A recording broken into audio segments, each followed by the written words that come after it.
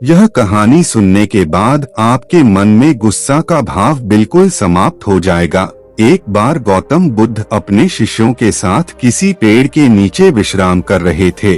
उसी वक्त उनके एक शिष्य ने उनसे पूछा कि हे तथागत, हम लोग अक्सर देखते हैं कि अगर कोई मनुष्य को गुस्सा आता है और उनकी प्रवृत्ति भी गुस्से वाला है, वह मनुष्य चाहकर भी उसे नियंत्रण नहीं कर पाता है।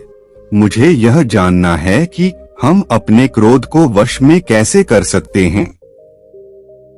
कि यह प्रश्न सुनकर भगवान बुद्ध बोले, तुम्हारे इस प्रश्न का जवाब के लिए मैं तुम्हें कहानी सुनाता हूँ। कहानी सुनने के बाद क्रोध को वश में करना तुम सीख जाओगे।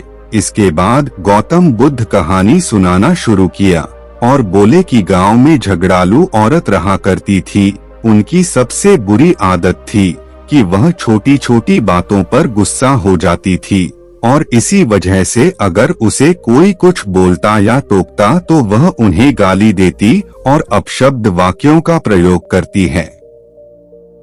लेकिन कुछ समय के बाद जब औरत का गुस्सा शांत होता तो उसे अपने किए पर अत्यधिक पछतावा होता कि उस औरत के गुस्से वाले सवाल से उसके परिवार वाले बहुत परेशान हैं। यहाँ तक कि उसके आस पड़ोस भी उसे कोई पसंद नहीं करते थे। यह बात उस औरत को समझ में आती, लेकिन क्या करती बेचारी, वह क्रोध को नियंत्रण करना तो चाहती है लेकिन चाह कर भी नहीं कर पाती है।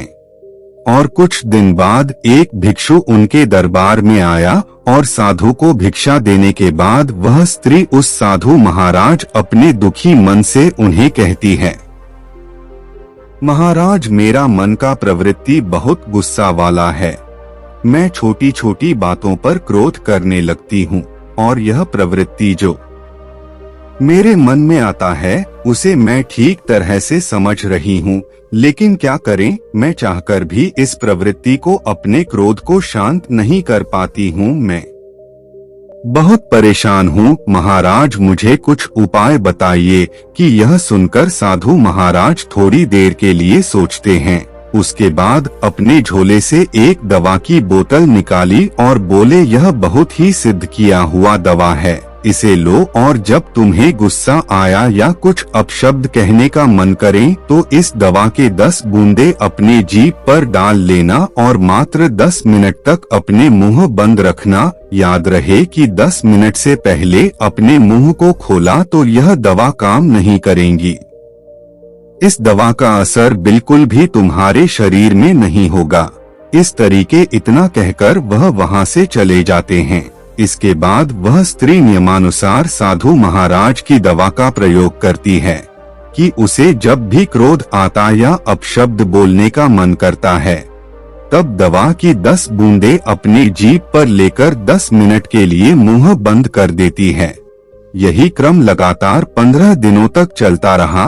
उसके बाद यह हुआ कि उस स्त्री का गुस्सा धीरे धीरे नियंत्रण में आने लगा और अंत में एकदम से ही समाप्त हो गया। 15 दिन बाद जब साधु महाराज दोबारा उस स्त्री के दरबार में भिक्षा मांगने आया तो वह स्त्री उस भिक्षु के पैर पकड़ लेती है और कहती है कि है साधु महाराज, आपकी दवा ने तो मुझ पर जादू ही कर दिया। इस दवा के प्रभाव के कारण अब मुझे बात बात पर गुस्सा बिल्कुल भी नहीं आता और मेरे घर पर अभी बहुत अधिक शांति का माहौल भी है। अपने इस शांति वाले स्वभाव से मैं बहुत प्रसन्न हूँ। महाराज जी की उस इत्र की बातें सुनकर वह साधु मुस्कुराते हुए बोलते हैं कि मैंने जो दवा की बोतल तुम्हें दिया था उसमें दवा तो थी ही नहीं, उसमें तो सिर्फ पानी भरा हुआ था और तुमने अपने स्रोत स्वभाव पर काबू उस दवा की वजह से नहीं बल्कि चुप रहने की वजह से पाया है। यहाँ तक कहानी सुनाने के बाद भगवान बुद्ध चुप हो जाते हैं और कहते हैं कि गुस्से पर काबू केवल चुप रहकर ही किया जा सकता है, क्योंकि क्रोध में इंसान अपने आप को खो देता है, अपने आप पर नियंत्रण नहीं रख पाता है और मुंह से अपशब्द बोलना शुरू कर देता है, जो एक नई झगड़े और नई परेशानियों को जन्म देती है। इसलिए जब भी क्रोध आए तो क्रोध के समय मौन धारण कर लेना है। क्रोध को वश में कर लेने का एकमात्र उपाय है दोस्तों, हम अक्सर अपने लाइफ में छोटी छोटी बातों पर गुस्सा करते हैं और बाद में पछतावा भी होता है कि मुझे ऐसा नहीं बोलना चाहिए था, मुझे ऐसा नहीं करनी चाहिए था। कभी कभी तो जब मनुष्य को अत्यधिक क्रोध आता है उस वक्त वह अपने आप होकर मानसिक और शारीरिक तौर पर कुछ ऐसे काम कर लेते हैं जिसका परिणाम उसे जिंदगी भर भुगतना पड़ता है। क्रोध तो केवल कुछ समय के लिए होता है और अगर उस समय अपने आप को शांत रख पाएं, तो हम अपने लाइफ के बहुत से झगड़ों और प्रॉब्लम्स को शुरू होने से पहले ही समाप्त कर सकते हैं। इसलिए अब से जब भी गुस्सा आए तो कोशिश कीजिए मात्र 10 मिनट शांत होने की, नहीं तो 10 मिनट में पानी वाली दबाव डालकर शांत होने की कोशिश कीजिए, जिस तरह साधु महाराज ने स्त्री को बताया था।